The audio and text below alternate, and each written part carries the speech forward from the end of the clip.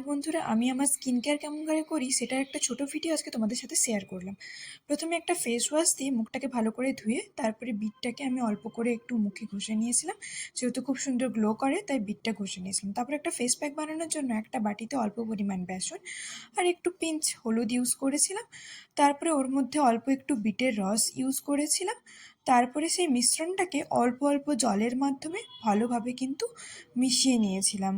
থিকনেসটা কিন্তু খুব বেশি মানে জল জল হয়ে গেলেও কিন্তু হবে না। মোটামুটি একটা খুব ভালো থিকনেস আসতে হবে, দেখতেই পাচ্ছ এরকম একটা থিকনেস হবে। তারপরে সেটা পুরো মুখে ভালো করে আমি অ্যাপ্লাই করে নিয়েছিলাম এবং ওয়েট করেছিলাম পুরো ফেস প্যাকটা ড্রাই হয়ে যাওয়া পর্যন্ত।